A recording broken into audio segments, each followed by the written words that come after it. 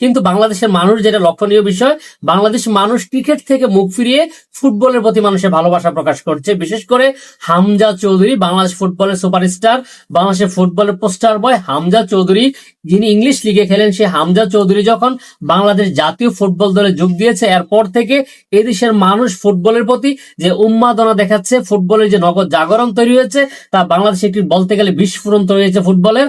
আমরা দেখছি বাংলাদেশের যে ফুটবলের প্রত্যেকটা ম্যাচের যে ক্রিকেট, মানে প্রত্যেকটা যে টুর্নামেন্ট হচ্ছে, বাংলাদেশের যে ফুটবল প্রত্যেকটা ম্যাচের টিকিট গুলো 10 থেকে 20 মিনিটের মধ্যে শেষ হয়ে যাচ্ছে। বাংলাদেশের মানুষ ফুটবল খেলা মাঠে গিয়ে দেখার জন্য যে পরিমাণ উন্মাদনা দেখাচ্ছে, এবং বাংলাদেশের ফুটবলের জন্য স্পন্সর করার জন্য বিভিন্ন কোম্পানিগুলো উঠে পড়ে লেগেছে।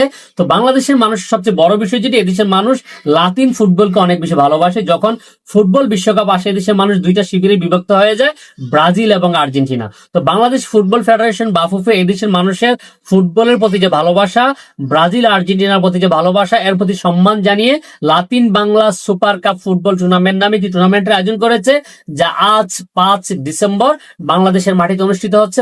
5 December Latin Bangla football tournament, যেখানে ব্রাজিল এবং আর্জেন্টিনার দুটি ক্লাব এবং বাংলাদেশের অনূর্ধ্ব 20 দল খেলবে, যেখানে বাংলাদেশের মানুষ সরাসরি মাঠে বসে লাতিন ফুটবল শৈলী দেখার সুযোগ পাবে, এবং বাংলাদেশের তরুণ প্রজন্ম লাতিন ফুটবলের সাথে তাদের খেলার সুযোগ পাবে।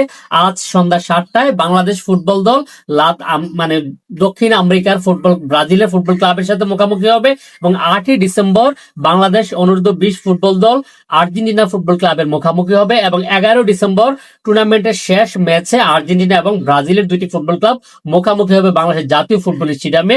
ফুটবল খেলার পাশাপাশি বাংলাদেশ ফুটবল ফেডারেশন সবচেয়ে বড় আকর্ষণ যেটি রেখেছেন, কিংবদন্তি ফুটবল প্লেয়ার বা ব্রাজিল ফুটবল জয়ী, মানে ফুটবল বিশ্বকাপ জয়ী অধিনায়ক কাফুকে শেষ দিন উপস্থিত থাকবেন। এছাড়া আজকের দিনে বিকাল থেকে শুরু হচ্ছে নগর বাউল জেমসের সঙ্গীত পরিবেশন। আমরা বিশ্বাস করি বাংলাদেশের ফুটবল অনেক দূর এগিয়ে যাবে।